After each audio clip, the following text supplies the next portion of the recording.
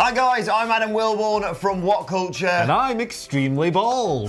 This is the news. And first off, we start off with an update on the Dean Ambrose situation regarding WWE. Yesterday reported that he's going to be leaving the company in April when his contract expires. And WWE have issued a statement basically confirming it. They say Dean Ambrose, brackets Jonathan Good, who the hell's that? That's a hell of a name. Will not be renewing his contract with WWE when it expires in April. We are grateful and appreciative of all that Dean has given to WWE and our fans. We wish him well and hope that one day Dean will return to WWE. Now, we don't know any more details on top of that, but that looks fairly cut and dry, or the best work ever. I think it kind of sounds like a work, doesn't it? Because this isn't usually something that they do. Now, obviously, they're not used to stars of Ambrose's level just kind of walking out of the company. It's been a while since we've seen anything like that happen. But yeah, they don't genuinely do this for people who are leaving, and also they didn't mention the wonderful future endeavors line either. I mean, I'm not saying for sure that it's a work, but the fact that they've released a statement kind of leans in that direction for me. Either that or WWE are suddenly being very nice and still very amicable. They've turned into lovely, lovely boys, which isn't exactly the way they do business. That being said, like yesterday, the report from Pro Wrestling Torch was very, very straightforward. This guy's leaving. We've heard it from 3 sources, blah, blah, blah. I still think he's leaving, but this has sown a seed of doubt. It's intriguing. Michael Sidgwick yesterday pointed out that Dean Ambrose came out in the number 14 spot in the Royal Rumble. Yes. And we all know what that means. So, yes, it usually means bad things. Just to come off the back of this, what do you reckon happens next with Renee? Even though they're not, they're not joined at the hips, you can in theory still just keep working for WWE and Dean goes off and does something else. Really tough one, because I think Renee Young is one of the most underused people in the whole company. She is a better broadcaster than literally anyone else on their books. She's better than WWE. She could go and work for any major sports network and be a major asset to them. So I think that they should do everything in their power to keep hold of her. She's been pretty mediocre on commentary, but that's not her fault. That's the overproduction and stuff. But she is a potentially huge asset. Now, with Dean slipping away, you have to wonder if perhaps when her contract comes up, she might be thinking the same. Obviously, she made no secret of her frustrations when Talking Smack was cancelled and she went back to an interviewer's role. I can't imagine she's too happy about this. What do you think? No, I'm tempted to think the same way. I think she's going to judge it as and when her contract runs out. I don't know when her contract is up, but it would make sense, especially if Dean goes to work for another company, an AEW, for example. We'll get to, by the way, we'll get to his situation a little bit later on with some of your Twitter questions. Yes. If that happens, my concern would be WWE would punish Renee for what Dean's doing. And it's just going to become very toxic. Yeah, I can see that happening. We've seen it with Rusev and Lana in the past. Now, another person who is also on the verge, or who has actually left WWE in the past 12 hours, Hideo Itami. He's gone, mate. So he wrestled Akira Tozawa on last night's 205 Live and was defeated. He was also defeated at the Royal Rumble in that 4-way match for the Cruiserweight Championship. So news broke yesterday that he had asked for his release and it was granted. WWE put up no fight to keep the guy, which is unusual considering how desperate they are to hold on to all kinds of people. But at the same time, Itami in WWE hasn't really worked out.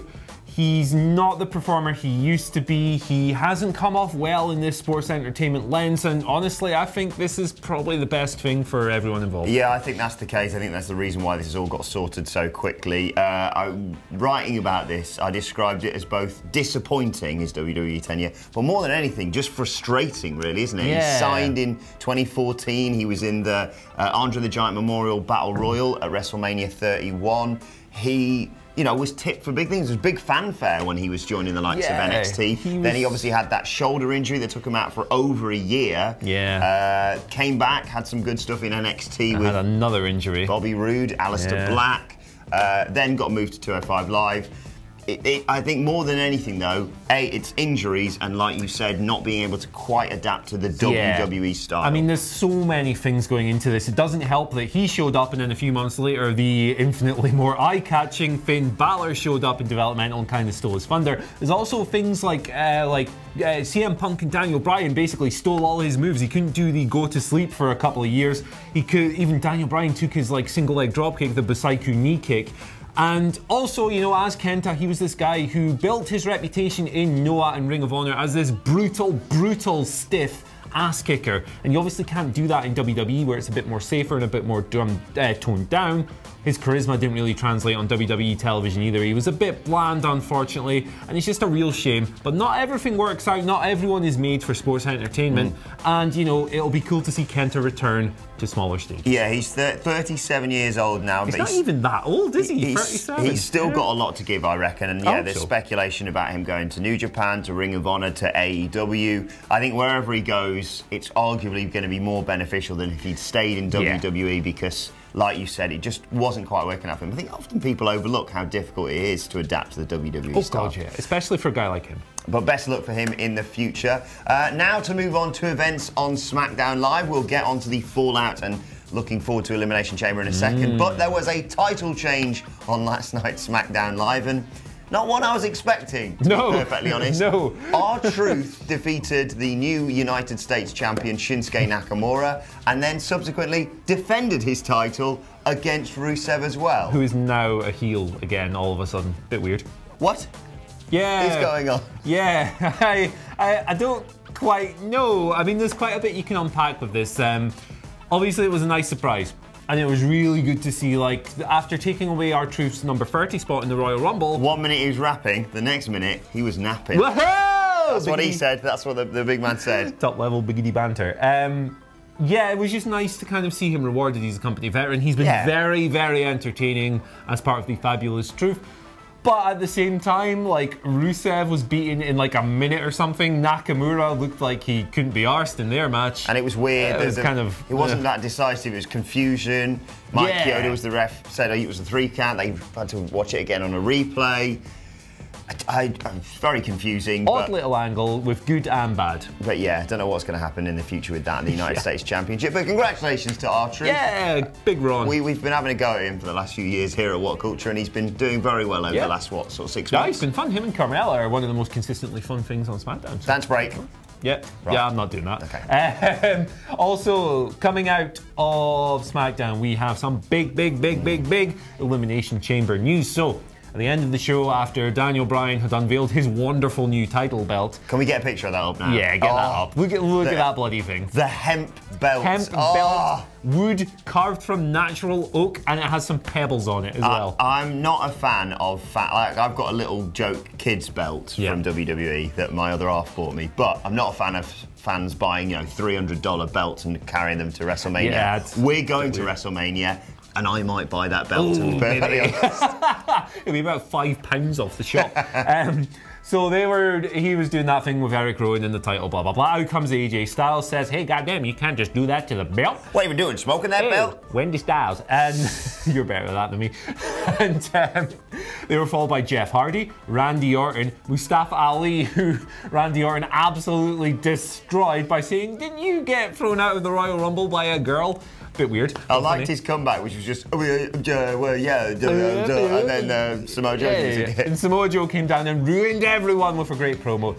Triple H appeared on the Tron, announced that all 6 would be competing in an Elimination Chamber match for the belt. Very exciting, big brawl closing the show. Pretty awesome that they've given the men's Elimination Chamber match to SmackDown. Yeah, I'm excited about that. Look, I'm kind of hoping nothing really changes, i.e. Daniel Bryan leaves the Elimination Chamber as WWE Champion. I think that's what most people expect.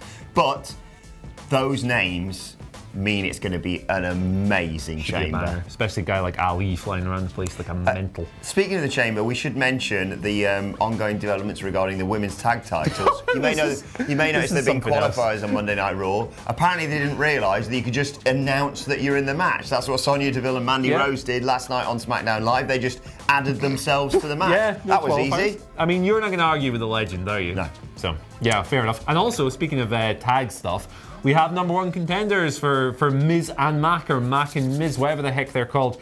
The Usos won a 4-way match, also consisting of The Bar, The New Day, and our boys, Heavy Machinery. Play with Nikki. That was a fun match. Usos are going to face them. Yeah, cool. I mean, I was slightly surprised that I assumed it was just going to be the bar. We're going to drop the titles back, and then we move on from that. Shot it back and forth. Thankfully, they've given them an even better arguable tag team that always pull out good matches. And I mean, that bar match at the Royal Rumble was surprisingly good, so I can only imagine that the Usos will be even better because those guys rule. Absolutely. Let's move on to your Twitter questions. As always, you can tweet them at us at WhatCultureWWE. Let's start with at Octahezron. I hope I got that right. Good name. They say, since WWE have confirmed Dean Ambrose won't be renewing his contract, what are your thoughts on where he could head over to next? And will he be given a farewell send-off of some sort? If he leaves, and I still think he will, I think there's a good chance he might just retire, you know? Because like he has spoken about this in the past. He hinted on it on Chronicle, didn't he? Yeah, he did. He's pretty beaten up. And he has also said that when he does eventually leave, he'll just disappear forever. I think that, honestly, think that that's the most likely outcome from all of this. And I don't think that WWE will give them a send-off. They are not very nice, and I think they might just bury the brother. It was his first WrestleMania, I think I saw this on Squared Circle, was in MetLife, wasn't it, I think? I think so. It'd be a nice sort of cyclical thing. I hope they give him a decent match at WrestleMania or something like that. Jimmy Havoc tweeted that I think he tweeted something along the lines of, give me Moxley. Cool. It's a match I'd love to see, whether or not he'd want to go into a war with Jimmy Havoc. We know the matches that Jimmy Havoc has. They're great, but they look, they look rather painful, I'll say that. Pints and light tubes. Any potential in AEW? I mean, he'd be a huge asset to AEW. He is a guy who they will almost certainly go after. I think he'd be very tempted, particularly if they offer him more creative freedom than WWE did. I certainly wouldn't rule that out, and I think it's a lot more likely than, say, Ring of Honor or New Japan, where he'd be kind of an odd fit. Matthew Pritchard sends us our next question for today. He says, with Charlotte most likely being added to Ronda versus Becky, do you compare this match to Benoit versus Triple H versus HBK 15 years ago at WrestleMania 20? I mean, there are certainly a few parallels you can draw, certainly in terms of anticipated match quality. That HBK Triple H Benoit match was incredible, and I think that this triple threat would be of a similar standard. The key difference, I think that Benoit was still kind of an underdog figure at that time, and he kind of ground his way in to the main event scene over several years. Charlotte is portrayed as this kind of silver spoon character, and rightly so. That's the key difference, but for sure, in terms of quality, I think it's right up there. Amazing reaction that not only Becky got on SmackDown, opening the show, of course, but when Daniel Bryan was trying to cut this very good promo. Daniel Bryan, it wasn't a bad promo. I realised it was a heel promo, but deafening chance for Becky. Yeah, a great opening segment with Becky and Big Chaz. Yeah, as well. Absolutely. I can't wait for that. I don't really mind either way, whether it's a triple threat or not. I'm inclined to hope that it's Charlotte versus Asuka, but I'll be happy with anything. Final question comes from Mike Neal. This was asked after the Royal Rumble, but I think it's possibly even more relevant now. Mike says, after Rusev's loss to Nakamura on the pre-show and no Royal Rumble match appearance, and of course we should mention here now his loss on SmackDown whilst challenging a man who'd already had a match for the United States Championship. They're going to lose to the Bald Brothers. Mike Neal asks, can we expect to hear potential stirrings for the Bulgarian Brute to leave WWE soon for greener pastures? I mean, it feels like we hear stories about Rusev leaving WWE every 6 months anyway, so I don't see why this would be any different. I think he's always felt like someone that WWE, aside from his initial push, haven't utilised well enough. And you look, you see it on that documentary that came out immediately after the Rumble. What was it? Yeah, the WrestleMania documentary that they had. It's just, there's little seeds of that. They try and present it like, oh, here's Lana, running through, wanting to watch a last match, neglecting to mention that Jinder Mahal inexplicably won that match when it was so obvious that Rusev should have won. Look, I think if someone comes along, especially in AEW, that can showcase personalities more, it'd be very easy if he can get some decent money, which he will be able to over there. The two of them together, Rusev and Lana, are a money act, and I think that if he does become a free agent, he will be in very high demand, just like Dean Ambrose. It's just, we do hear this rumour a lot that Rusev's upset, he doesn't like where he's going, he's going to ask for his release. From that perspective, it's difficult for me to buy into the idea that he will actually leave, but it's certainly not out with the realms of possibility. No, I think they do need to give him another push, though. A what? A push. A push. Right, let's move on to today's and finally. And we've been talking a lot about Dean Ambrose today, and you'll be pleased to know if you're a fan of Dean Ambrose, you can now cosplay as him. Phil is going to put up this photo on the screen right now. You can dress as Dean Ambrose simply by shopping at Zara. Yeah. Here is his jacket. Unfortunately, I don't think the gas mask comes with it. But yeah, Dean Ambrose apparently shops at Zara for his gimmicks. Yeah, interesting that. I mean, it's a pretty minging jacket, let's be honest. I think there are probably 2 men on this planet who could pull that off. Number 1, neither of them are Dean Ambrose. Number 1 is Adam Nicholas, of course. Man who could probably wear a bin bag and still look sexy as hell. Number 2 is James Hunt, the lesser seen James Hunt. So, I'm not sure we could fit that arm into it though. Yeah, it'd be a bit of a stretch. Yeah, but if you want to dress like him and send us those photos, feel free. Shop at Zara. This was not sponsored by Zara, I should point out. That was we're just a fan. Let us know your thoughts on that and all of today's news, though, in the comment section below. And don't forget to like, share, and subscribe. And check out our new wrestling podcast by searching for What Culture Wrestling on either iTunes or Spotify. My thanks to Andy Murray. Thank you for watching, and we will see you soon. Bye.